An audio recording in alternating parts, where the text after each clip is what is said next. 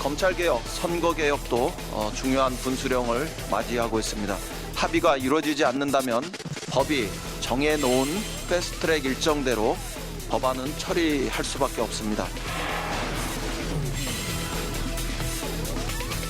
애당초부터 잘못 태워진 불법적인 패스트트랙입니다. 이 불법을 계속하겠다는 거에 대해서 더 이상 언급할 가치가 없다고 생각을 하고요. 할 수 있는 모든 카드는 저희가 검토해야 된다고 봅니다.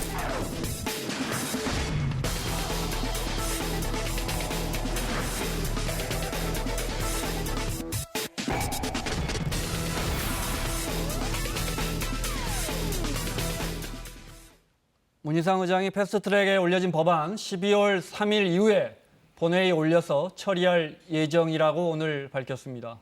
12월에 뭔가 큰 태풍이 다가오는 분위기입니다. 부산 사상구의 자유한국당 장제원 의원, 충남 논산 계룡 금산에 민주당 김종민 의원 자리했습니다. 어서 오십시오. 안녕하세요. 20여일쯤 남았습니다.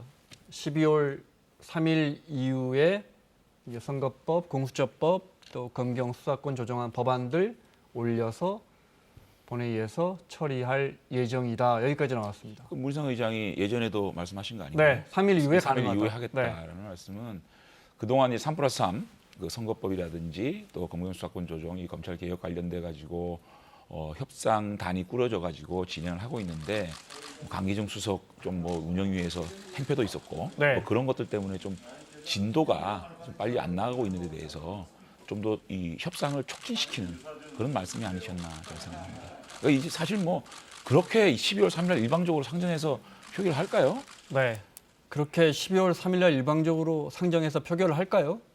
그런 뭐 측면도 있고요. 네, 물리적으로 이제 의장님으로서는 12월 3일 부의되면 60일 안에 상정을 이제 해야 되거든요. 근데 사실상 선거법 자체는 12월 20일 전에 결판이 나야 됩니다. 네. 그래야 내년 선거를 할 수가 있기 네. 때문에 그런 일정을 감안해 본다면 의장님 입장에 12월 3일부터 아마 상정에 대한 카운트다운에 들어가는 게 업무상으로 직무유기가 안 되는 네. 그런 상황이라서 아마 거기에 대해서 아마 이제 여야 정당들에게 어느 정도 예고를 하시는 거 아닌가. 법리적으로 원론적인 이야기를 한 거다. 이 말. 그러니까 물리적으로, 네. 법리적으로뿐만이 아니고 네. 뭐 법리적으로는 60일 갈 수 있으니까 2월 네. 3일까지는 가능하거든요. 그러나 물리적으로 내년에 정상적인 선거를 위해서는 12월 3일부터 시작해서 한 열흘 안에는 네. 결정을 해야 됩니다. 물리적으로라는 얘기는 이제 동의할 수 없는 게 어차피 이 선거제도가 통과가 되면 선거 획정안이 법안으로 상정이 되거든요. 네. 선거 획정 20일 정도면 됩니다. 그렇기 때문에 그걸 가지고 뭐 12월 20일까지 안 되면 물리적으로 선거를 칠 수 없다라는 얘기는 네. 조금 그거 너무 제가 한 좀 가지만, 이렇게 민주당이 저희를 밀어붙이기 위한 말씀으로 들리네요. 제가 조금 의견은 좀 차이는 있을 수 있겠는데 제가 선관위에 여러 번 확인을 해봤어요. 지금 이제 장제원 의원님처럼 선거구 획정이 20일 안에 가능하다고 볼 수도 있습니다. 저도 그렇게 봤어요. 근데 몇 번을 제가 반복 질의를 했는데 2달이 기본적인 소요 시간이다. 그 이유는 기본적으로 한 달 정도 선거구 획정위원회가 논의를 해서 안을 만들어야 되고 이 네. 안에 대한 공개적인 의견 수렴을 안 거치면 위법성이 좀 내포된다 해서 네. 2달은 필수적으로 소요된다. 이게 선관위의 입장이에요. 저도 선관위에 대해서 저도 간사였잖아요. 물어보면 아니, 두 분이 합의 못 하셔가지고 지금 이 사달이 날 것 맞습니다만 같은데. 네. 선관위에서는 지금 A안, B안, C안 이렇게 해서 다양하게 안을 지금 거의 만들고 있는 상황이기 때문에 네. 김종민 의원이 뭐 공개해서 만들지 않으면 큰 문제가 정상적으로 생긴다고 봐야지, 말씀하시면 그 자꾸 이렇게 압박하지 마세요. 알겠습니다. 충분한 두 시간 분은 있습니다. 저 협상할 수 있는 충분한 시간 있다고요 지금. 네, 패스트트랙에 올리기 전에 선거법을 협의하셨던 두 당의 간사십니다. 정경심 교수 이야기 좀 하겠습니다. 추가로 기소했습니다. 그러니까 추가 혐의에 대해서 재판에 넘겼습니다. 검찰이. 그중에 2017년에 이제 조 장관이 그때 민정수석 된 이후에 부인 정경심 교수가 지금 알려진 걸로는 WFM 실물 주식 12만 주를 차명으로 동생 이름으로 실물 주식을 갖고 있었다는 의혹이 하나 있고요. 네. 그 다음에 다음 오늘 나온 것 좀 볼까요? 네. 그 밖에 또 6명의 동생의 계좌로 3개, 헤어 디자이너 단골 미용실 원장의 계좌로 하나, 페이스북 친구로 2개의 모두 6개의 차명 통장을 이용해서 뭐 파생 상품이라든지 주식을 거래했다. 이 부분에 대해서 일단 정경심 교수 측이 차명으로 WFM 주식을 실물 주식을 동생 집에서 검찰이 발견했는데 그거가 제 겁니다라고 인정합니까? 안 하죠. 그건 안 하고 있습니다. 네, 검찰은 그게 동생한테 정경심- 돈을 빌려줬고 네. 동생이 이제 그 주식 투자를 한 거다 이렇게 얘기를 하고 있습니다. 검찰은 그게 왜 정 교수 거라는 겁니까? 아니 근데 네. 구체적으로 들어가면 이 지금 정경심 사건에 대한 검찰이 피의 사실 공표를 너무 안 하고 있기 때문에 이 지금 공소장만 놓고 보게 되면 저는 사실은 청문회 때 우리가 주장했고 얘기했던 것들보다 훨씬 더 큰 이런 범죄가 드러난 거 아닌가라고 좀 놀라움이 좀 있어요. 네. 사실은 첫째는 이 자녀 그 입시 문제, 이 문제를 보게 되면 동양대뿐만 아니고 부산대 의전원이라든지 그리고 공주대 의전원, 키스트 이 모든 대학들의 인턴이나 논문이 문제가 있었다는 거고 또 조국의 딸이 공범이라고 적시하고 있지 않습니까? 그냥 사모펀드 문제도 이런 공시자윤리법이라든지 자본시장법을 넘어가지고 네. 금융실명제법, 그러니까 차명으로 쉽게 말하면 이 미장원의 이 헤어 디자이너 계좌까지 통해 가지고 차명으로 주식 거래를 했고 또 WFM 주식을 사는 데 있어서 우리가 모르는 어떤 정보를 이용해서 그거를 1억 6천만 원에 대한 차익을 얻은 네. 이런 상당히 저희 청문회 때보다 더 놀라운 범죄 사실이 적시되지 않았나 네. 저는 이렇게 자, 생각합니다. 드러난 사실이 별로 없고 말씀하신 것처럼 검찰도 수사 내용을 과거처럼 그렇게 많이 흘린다고 표현할까요? 또 뭐 잘 알려지지 않고 있어서 말씀하신 것처럼 저희가 팩트를 확인하는 게 조심스러운데 1억 6천만 원의 부당 이득을 WFM의 미공개 정보를 미리 취득해서 주식을 사고 팔므로써 얻은 이익을 추징해야겠다 해서 추징 보전 신청을 해놨더라고요. 그러니까 1억 6천만 원은 어떻게 벌었다는 겁니까? 근데 제가 이제 지금 WFM 주식 문제는 네. 지금 아까 우리 장제원 의원님이 우리 청문회 때보다 더 대단한 게 나왔다는데 저는 그 논리가 잘 이해가 안 가요. 그러니까 청문회 때 나온 얘기에서 한 발도 지금 나간 게 없습니다. 네. 지금 수십 일간 조사를 해서 대표적인 게 WFM 관련된 사모펀드. 우리 사모펀드에서 지금 한국당이 계속 주장했던 거. 그리고 검찰발로 언론에 계속 일면토로 나왔던 게 뭡니까? 정경심 정경심 실소유예요. 운영주다. 네. 실소유주 논란이었습니다. 실소유주 논란에 대한 기소 내용이 전혀 없어요. 그러니까 지금 결론은 뭐냐면 WFM 주식을 동생 명의로 동생한테 돈을 빌려 동생 명의로 갖고 있었다. 네. 근데 이게 어떻게 됐냐면 2018년 1월 달에 매입을 했대요. 매입을 했는데 그 이후에 2월 달에 최고가 시점과의 차액을 가지고 이거를 부당이득이라고 얘기하는 거예요. 근데 문제는 그때 팔질 않아요. 네. 이 집이 팔질 않고 계속 갖고 있습니다. 그리고 WFM 때 들어갔던 작전 세력은 다 팔고 나갑니다. 주가 조작했던 세력들은.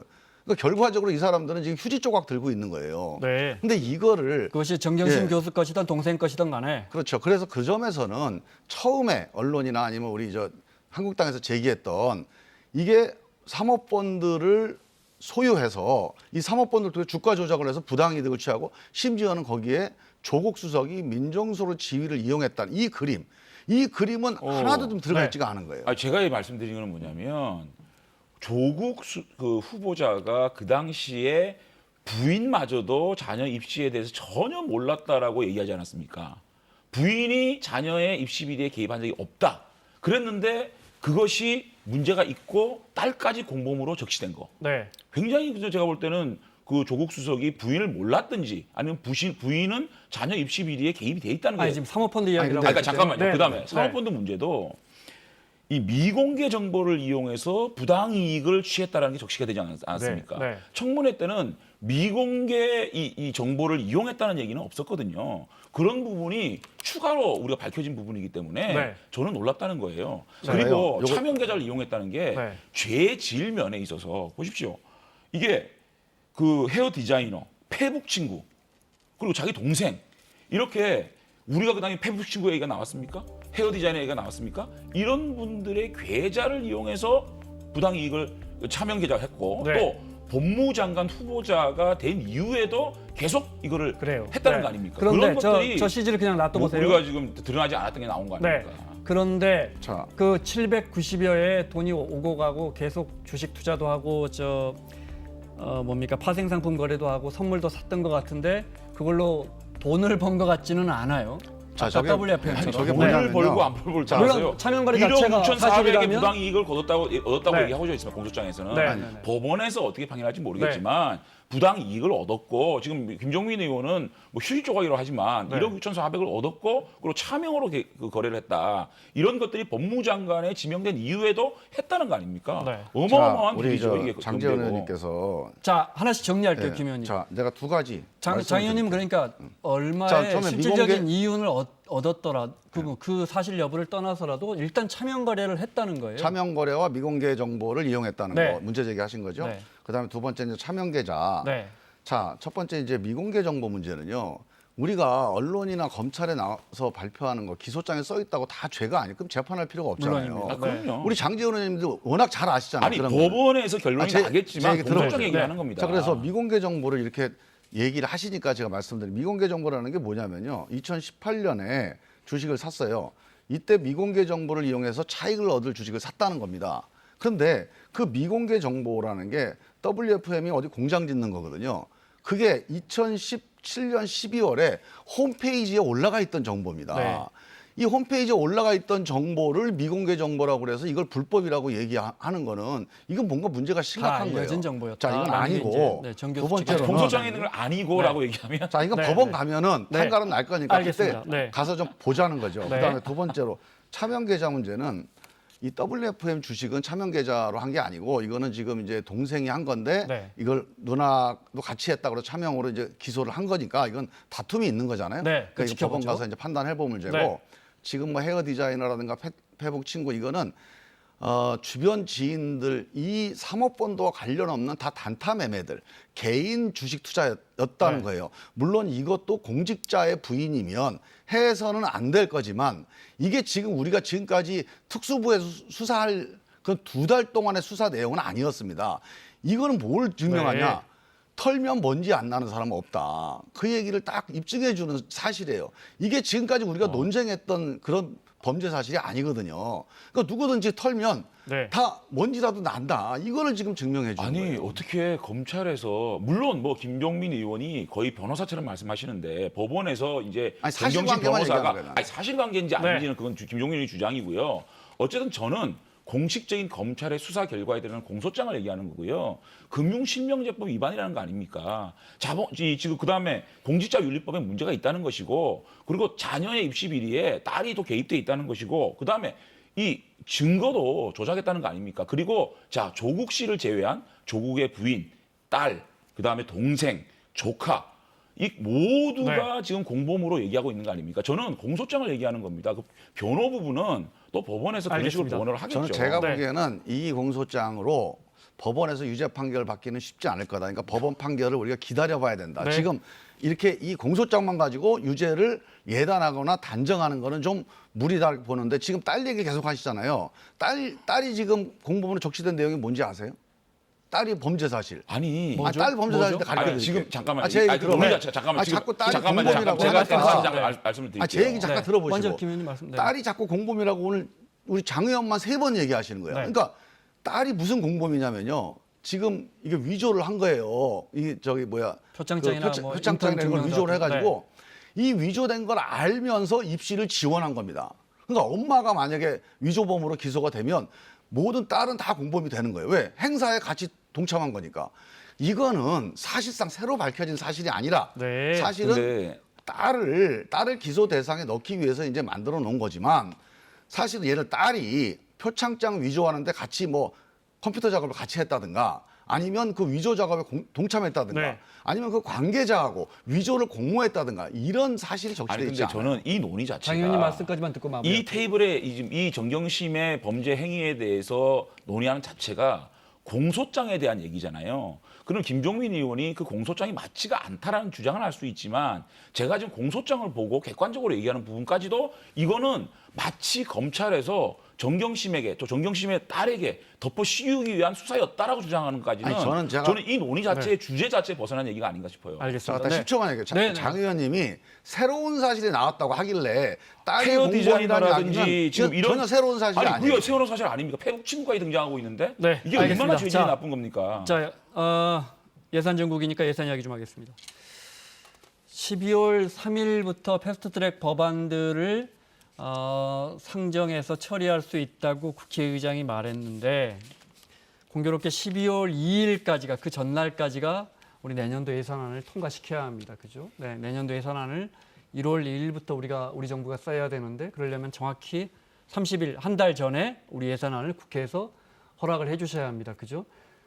패트 처리 관련해서 점점 긴장감이 높아질 텐데 예산안 처리하고는 예결위 위원이시니까 상관없이 예산안 심사가 아니 되고 제가 있나요? 네. 예결위 관련돼 가지고는 간사를 해봤기 때문에 말씀드리는 건데요. 시간은 여당과 정부 편이지 야당의 편이 아닌 거예요. 왜 그렇죠? 선진화법 때문에.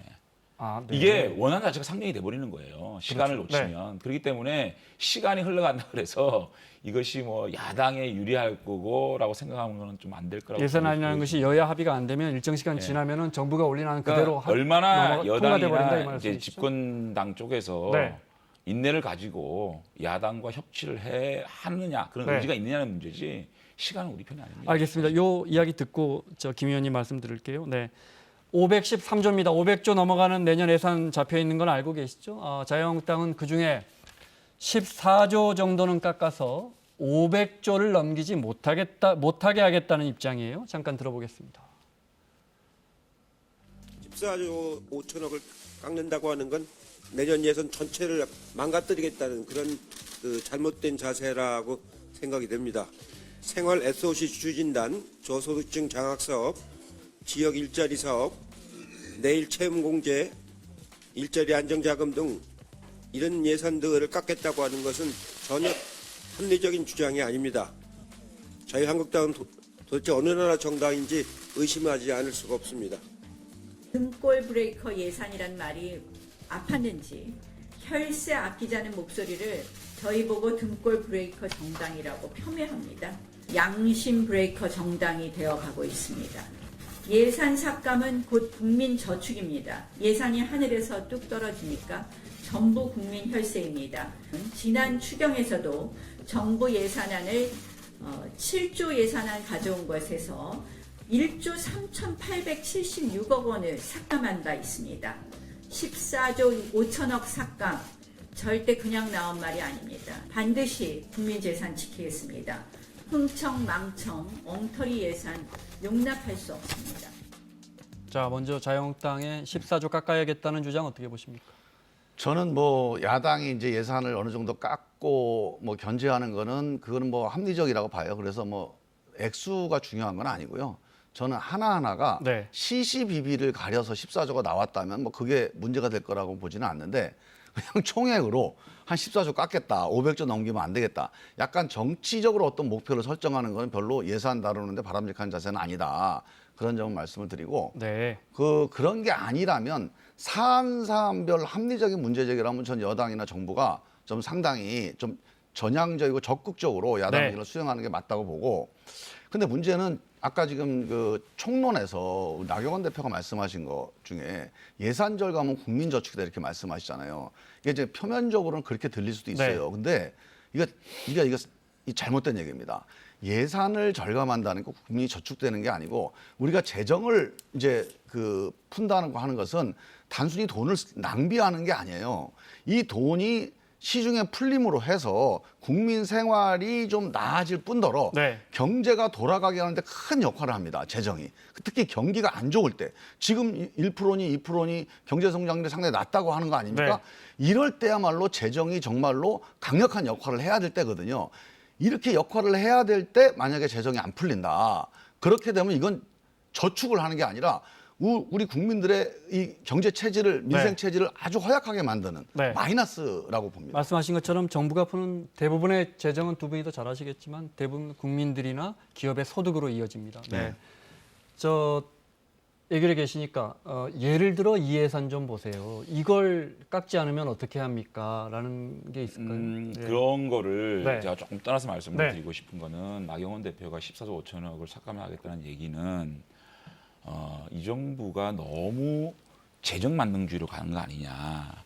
자, 이 정부 시작할 때 420조로 시작했거든요. 네. 470조가 됐거든요. 513조입니다. 2년 만에 100조를 갖다가 예산을 팽창 재정을 하고 있거든요. 자, 네. 그런데 팽창 재정을 했는데 이것이 실질적으로 이 정부가 가장 중요시 생각하는 일자리 부분에서 효과가 났느냐. 지금 일자리가 작년까지 80조를, 올해까지 80조를 쏟아부었고 올해 25조입니다. 이 25조가 더 투입되면 105조거든요. 105조를 때려 붓고도 일자리는 왜 단기 일자리가 만들어지고 실제로 왜 일자리가 그렇게 30, 40대라든지 젊은 층에 이렇게 늘어나지 않았느냐라는 강조해서 그런 것도 네. 비판하고 있는 것이고 제가 사실은 좀 제일 좀 삭감을 했으면 좋겠다고 싶은 부분이 일자리 예산이에요.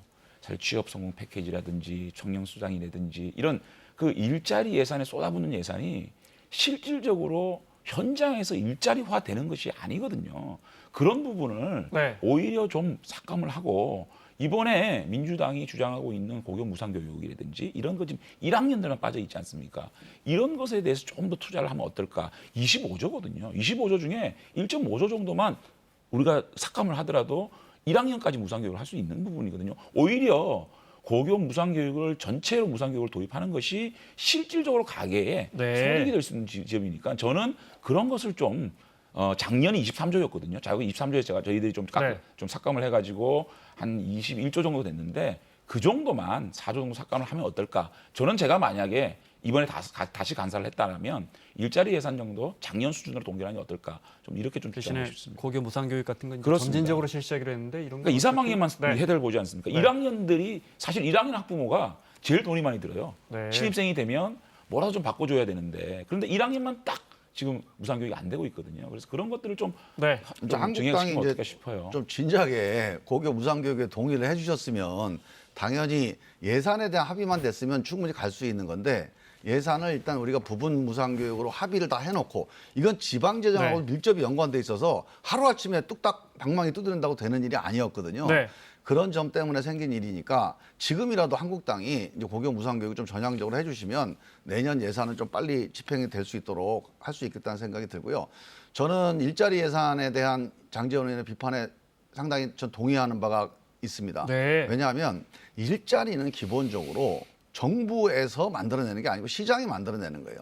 정부가 일자리 예산을 쏟는 이유는 이게 일자리를 주도해서가 아니라 시장의 일자리 창출 능력이 취약해져 있는 상태에서 어떻게든지 이걸 보완하고 이 밑으로 떨어지지 않도록 밑받침하는 역할인데 네. 사실은 좀 더 효율적으로 쓰려면 이 돈 모아가지고요. 이렇게 찔끔찔끔 일자리 예산을 쓰지 말고 모아서 이 일자리 안전망 구축으로 예산이 투입돼야 됩니다. 그래서 직업교육이라든지 뭐, 네. 우리가 실업되면 보통 한 2년 정도는 자기가 전에 받았던 임금의 한 7, 80%는 받고 2년 동안 네. 새로운 직업 교육을 받아서 거의 전문대 수준의 교육을 받아서 전문직에 다시 재취업할 수 있는 이게 선진국이에요. 네. 유럽은 다 이렇게 돼 있어서 해고됐다고 자살하고 해고됐다고 온 집안이 근심거리가 되는 그렇지 않습니다. 선진국은 그러니까 보통 한 1, 2년 정도 시간을 벌죠. 그래서 네.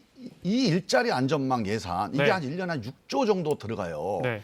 자, 이거를 우리가 10년만 하자. 그러면 대한민국 선진국 가는데 이 문제에 대해서 정말 한국당과 그동안 여러 번 얘기를 했는데 한국당이 이 문제에 네. 대해서 동의를 해주시면 저는 일자리 이런 개별 예산들 모아서 이런 쪽으로 좀 통 크게 일자리 안전망으로 가자. 이렇게 좀 했으면 좋겠어요. 정말 저는 네. 오늘 뭐 일자리 예산 25조 관련돼서 구조조정이 필요하고 좀 다른 방식으로 좀 일자리 지원이 일자리 안정자금이라든지 이런 것 지원돼야 된다는 말씀에 동의를 해서 고맙고 제가 지금 일자리 문제에 대해 할 말이 너무 많은데 시간이 없어서 못하고 네. 저 무상교육 얘기 잠깐만 할게요. 이게요. 작년에도 3학년부터 시작하지 않았습니까? 이거는 지금 일선 교육청하고 교육부가 서로 매칭을 통해서 45대 45대 2로 하거든요. 그러면 이거를 가지고 지금 합의가 돼서 안 된다 그러면 1학년분, 현재 1학년분만 특별회계로 만들어주면 되는 거예요. 충분히 아까 일자리 예산을 가지고 구조조정을 하고 그 예산 일부 1조 5천원 정도만 우리가 특별회계로 이번 한 해에 걸쳐서 1학년만 지원을 한다 그러면은 충분히 구현할 수 있는 네. 문제인데 이거에 대해서 내가 유은혜 장관한테 공개 질의를 했습니다. 그런데 지금 교육청과의 합의 때문에 김종민 의원 말씀대로 안 된다고 하는데 저는 충분히 네. 작년에 고3 그 무상교육 했듯이 지금 1학년을 올해만 해서 하게 되면 내년은 당연히 1, 2, 3학년 다 할 수 있지 않습니까? 그러니까 충분히 구현할 수 있는 거다. 네. 이런 말씀 좀 드리고 알겠습니다. 싶어요. 자, 다음 소식 잠깐만요. 정의당이 오늘 대검을 항의 방문했는데요. 왜 갔을까요? 잠깐 보겠습니다. 윤소아 원내대표와 오른쪽에 추혜선 의원, 여영국 원내대변인 등이 오늘 패스트트랙 수사 왜 하지 않느냐, 본격적으로 하지 않느냐 대검에 항의 방문을 갔습니다. 엄정한 법 집행을 늘 강조해왔던 검찰이 왜 자유한국당의 이 피해자들에게는 이렇게 머뭇거리는지 되묻고 싶습니다. 제1야당의 봐주기인지 아니면 눈치 보기 수사인지 그 상황을 들어야겠고, 눈치 보기 상황인지 검찰이 좀 눈치를 보고 있다고 생각하세요? 잘 모르겠어요. 네. 저는 이 문제에 대해서 이제 왜 이런 쟁점이 생기는지 검찰이 잘 알아야 됩니다. 만약에 이 평상적인 상황이었으면 아니 현역 의원들이 정기국회인데 어떻게 우리 체포도 못하고 강제 수사를 못하지 않습니까? 네. 이런 이제 검찰의 얘기가 일리가 있다 이렇게 들렸을 텐데 지금 우리가 현직 법무부 장관을 완전히 탈탈 털어가지고 온 가족을 다 이제 지금 수사 대상으로 삼았던 게 3개월 가까이 이제 가고 있잖아요. 그래서 사실은 국민들 입장에서 볼 때 이 한국당 의원들에 대해서 이렇게 소환도 못하고 네. 또 소환을 강제하거나 또는 소환을 압박하는 어떤 조치도 안 하고 있는 거에 대해서 이거는 검찰이 정치적으로 어떤 편드는 거 아니라 오해를 살 만한 상황이에요. 그래서 저는 네. 오해를 살 만하다. 검찰이 그런 오해를 안 사야 저도 여당이고 검찰이 우리 같은 공권력이니까 신뢰를 받는 게 좋아요. 그러니까 저는 이런 상황을 이렇게 가볍게 넘기면 안 됩니다. 지금 이 상황과 국민들의 어떤 민심이나 여론, 이 정치 상황 이런 걸 볼 때는 네. 검찰이 적극적으로 해서 법대로 처리하고 이 문제에 대한 처리를 어떻게 국민 통합적으로 하느냐, 그건 또 정치의 영역입니다. 그 정치의 영역은 또 정치한테 맡기면 돼요. 네. 검찰이 정치를 하면 안 아니, 됩니다. 근데 지금 정의당이 대검을 항의 방문한 것이 조국 수사의 형평성 때문에 그랬을까요?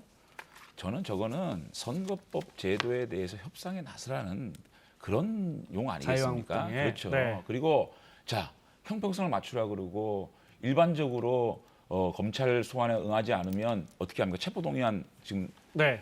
국회에 제출해야 되는 거 아닙니까? 검찰이 정기국회 중에 110명에 60명, 자유한국당 60명에 대해 네. 체포동의안을 지금 국회에 제출하는 게 맞습니까? 그게 맞지 않지 않습니까? 그렇기 때문에 검찰이 뭐가 할 일 없어, 뭐 때문에 자유한국당 눈치를 보겠습니까? 그래서 정의당도 선거법 협상 과정에 저런 행동이 과연 선거법 협상에 도움이 될 것인지 고민을 해야 되고요. 지금은 우리가 선거제도라든지 사법개혁 논의를 관련돼 가지고 여야가 머리를 맞대고 협상이 중요한 거지. 저거를 저렇게 압박한다고 뭐가 국회가 잘 굴러갑니까? 그리고 검찰이 무슨 형평성이 없습니까? 조국 문제하고 패스트트랙 문제하고 경중이 달린 알겠습니다. 건데 네. 60명을 체포동의안 지금 제출합니까? 그것이 올바른 그 검찰의 그 사법 정의의 구현입니까? 아니, 제가 그런 논의를 하는 거 장 아니라고 의원님한테 봐요. 검찰 탓하기 전에 한국당 좀 출두 좀 하세요 좀. 나경원- 가서 조사를 나경원 받아야 되는 거 나경원 아닙니까? 대표가 나간다고 지금 했지 않았었어요? 네. 예산을 마치고 하면 나간다고 얘기하지 않았습니까? 아니 우리 당 시간을 의원들은 조정하고 있다고 국정감사하면서 다 나갔어요. 아니 민주당은 나가는데 왜 한국당은 한국당 무슨 특권이에요? 왜 안 나갑니까? 그 야당 특권이 그런 특권이 어디가 있어요? 아니, 세상에? 김종민 아니 그런 걸 나가면서 뭘 네, 장 의원님 얘기해야지. 네. 아니 나 아니, 답답해 죽겠어. 진짜. 아니 근데 패스트트랙 관련돼 가지고 저희는 원천적으로 패스트트랙 자체가 사보임부터 시작해서 불법이기 때문에 불법이라고 얘기하고 있기 때문에 저 소환이 안 하는 겁니다. 그건 그거대로 그런데 법으로 따지고. 당 지도부가 지금 그 패스트트랙 관련돼가 수사에 응하겠다는 거 아닙니까? 네. 그럼 응하고 나면 자연스럽게 지금 의원들이 가는데 지금 야당이 해야 될 일이 한두 가지만 국정감사부터 시작해서 예산부터 시작해서 해야 될 일이 많은데 지금 이 문제에 나가지 않고 그렇게 다그치는 것이 장재원 의원님. 자, 그렇게 다그치는 것이 지금 그만하시죠. 제대로 된 정치입니까? 장재원 의원님. 네. 정치는 자, 정치에 풀자면서요. 저는 진짜 그런데 그거를 패스트트랙에 경찰이 출동 안 했다고 그거를 이렇게 야당을 공박하면 그것이 협치를 하자는 여당의 자, 자세입니까? 마지막 주제 저는 가시죠. 한 가지만 왜 제가 이렇게 이거를 강조해서 말씀을 드리냐면 야당을 처벌하자 말자 이런 취지가 아니에요. 저는 지금 국회가 입법기관이에요. 입법기관의 국회의원들이 정해진 법이 자기 마음에 안 들더라도 지켜야 되는 게 입법기관의 임무입니다. 그런데 이게 내가 동의하지 않았다고 그래서 여기에 대한 이 법을 수능하지 않으면 이 여기서 만든 법을 국민들이 지키지가 저희가 동의하지 않아요. 않았다라고 해서 그러면 안 패스트트랙이 돼요, 불법이라는 게 정말. 아닙니다. 패스트트랙은 원천적으로 상정 자체가 불법이었고 불법 사보임을 통한 진행이었기 때문에 그는 원천 무효라는 주장을 하고 있지 않습니까? 그만하시죠. 그런데 자, 그만하시죠. 저희들이 네. 검찰 수사에 응하면 그 논리가 깨지는 겁니다. 그렇지 그래서 않고요. 논리의 자, 일관성을 통해서 가는 네. 거지 저희들이 무슨 검찰 수사에 사진 하나 응해서 올려주실래요? 누가 네. 출전을 응해서 합니까? 밝혀야 네. 돼요. 자, 그거를 참 뭐- 시간 때문에 뒤에 출연자분들 기다리시니까. 아니 지금 대한민국에서 그만하시죠, 검찰이 김영. 소환하는데 네. 안 나가는 게 야당 국회의원 누가 정기국회 있습니까 때 지금? 정기국회 때 출두를 요구하는 것이 또 그 다른 특권이 얘기입니다. 어디가 있어요 네. 세상에. 자, 권성동 국정감사하고 의원이 있는데 그러면 지금 황교안 국회의원 대표에게 보고 조사받으러 나오라 그래요? 보낸 아니, 한번 갔다 문자가 오면 되지. 이게 확대가 시간도 안 얼마 안 됐습니까? 걸려요. 말이 이게 되는 소리를 해야지. 황교안 대표에게 권성동 의원이 자꾸 월권적인 발언을 드리게 돼 송구합니다. 보수 통합 추진단장으로 원유철 의원은 아닌 것 같습니다라는 문자를 보낸 거예요. 이제 원유철 의원은 이제 친박 쪽에 가까운데 지금 유승민 의원 쪽과 통합해야 하는데 원유철 의원이 가교 역할을 하겠느냐 이런 뜻으로 보여요. 네. 권성동 의원 문자 메시지까지 제가 왜 저렇게 보냈는지 네. 모르겠지만 어쨌든 지금 논의하고 있는 통합 추진이 과연 네. 지향점은 뭔지 그리고 또 통합을 임하는 진지한 자세가 어떤 것인지에 대한 네. 그런 조금 더 우리가 고민을 좀 더 해봐야 될 것이고 또 통합의 대상 중에서 자유한국당이 사실상 제일 큰 집이지 않습니까?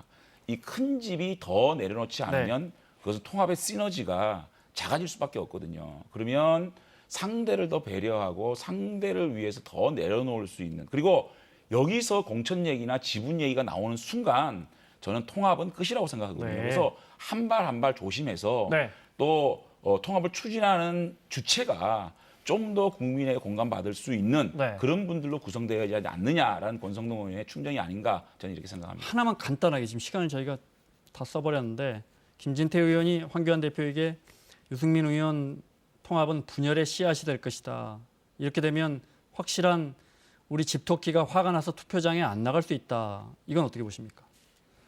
통합 관련된 당내에 여러 가지 얘기가 있을 수밖에 없죠. 그리고 저희들이 추구하는 것이 포괄적 이념 정당이거든요. 네. 이념의 스펙트럼을 넓혀서 국민들의 선택지를 많이 가져올 수 있게 하는 것이 통합이기 때문에 또 좀 더 우측에 계시는 분이 계시고 좀 더 중도로 나가야 되는 네. 분이 계시기 때문에 그런 다양한 논의 속에서 통합을 또 큰 물꼬를 터 나가야 되는 게 지도부의 리더십이 아닌가 싶습니다.